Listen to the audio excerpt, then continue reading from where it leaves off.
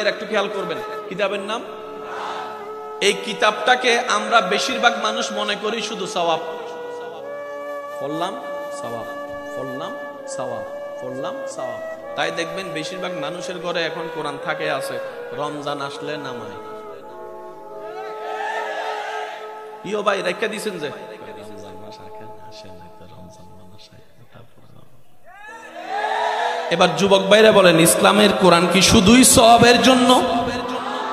মনে রাখবেন, আমি বলবো একটু রিপ্লাই দিবেন।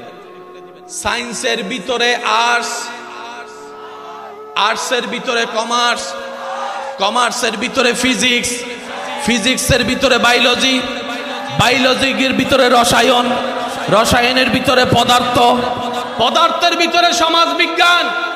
জোরে বলেন না রে ভাই। সমাজ বিজ্ঞানের ভিতরে রাষ্ট্রবিজ্ঞান, রাষ্ট্রবিজ্ঞানের ভিতরে অর্থনীতি। কিন্তু কোরআন এমন একটা কিতাব যে কিতাবে সব ধরনের জ্ঞান আল্লাহ। না সুবহানাল্লাহ কইেন না, জমায় রাখেন, ঘরে যাইয়া কইেন। মুসলমানের আওয়াজ এত ছোট হইলে মানেন, আরো জোরে বলেন। যুবক ভাই মনে রাখবেন, আপনি যদি কোরআন নিয়ে, আল্লাহর ভয় সাথে নিয়ে, নবীর প্রেমকে সাথে নিয়ে কোরআন নিয়ে যেখানেই দাঁড়াবেন, ওয়াল্লাহি মাথা নিচু করে আপনাকে আসতে হবে না, সবকিছুর উত্তর কোরআন থেকে আপনি দিতে পারবেন। তিবিয়ানুন লিকুল্লি শাই, চিৎকার দিয়ে বলেন সুবহানাল্লাহ। আপনি যে কোনো সাবজেক্টকে সামনে রাখেন, কোরআন সেটার উত্তর দিবে।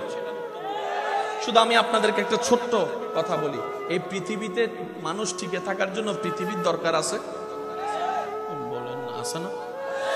এই পৃথিবীতে ভূমিকম্প হয় কি হয় না? ছোটবেলা যখন ছিলেন তখন ভূমিকম্প হতো, তেমন কোনো খবর হতো? এখন ভূমিকম্প হইলেই, আগে ভূমিকম্প হতো 2 সেকেন্ড 3 সেকেন্ড, এখন নিম্ন হয় 5 সেকেন্ড 7 সেকেন্ড 8 সেকেন্ড। যে কোনো পরিবেশ বিজ্ঞানীকে জিজ্ঞেস করেন, ওনারা বলবে তোদের ভুলের কারণেই পৃথিবী নষ্ট হচ্ছে। আমরা বললাম আমরা কি করলাম? তখন ওনারা বলল এই পৃথিবীতে মানব জাতি প্রাণী টিকে থাকার জন্য যা দরকার সৃষ্টিকর্তা তা কিছু দিয়েছেন। যেমন নিঃশ্বাসের জন্য গাছ দরকার, পরিপূর্ণ গাছ সৃষ্টিকর্তা দান করে দিয়েছেন, সুবহানাল্লাহ। এই পৃথিবীর ভারসাম্য রক্ষা করার জন্য খাল নদী সাগরের দরকার, সেইগুলাকে জোয়ার বাটা রব ব্যবস্থা করে দিয়েছেন তোদের সুস্থ থাকার জন্য, বলেন না সুবহানাল্লাহ। আমরা কি করলাম? কয় তোরা নদী নষ্ট করছিস।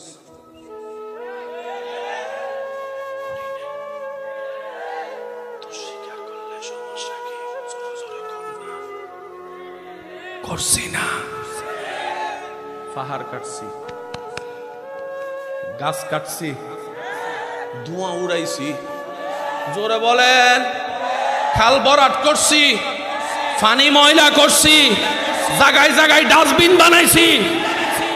সব দোষের দোষী এই আমরা, টার কয় না, আরো জোরে কর না, সব দোষের দোষী আমরাই, নিজেদের পায়ে নিজেরাই।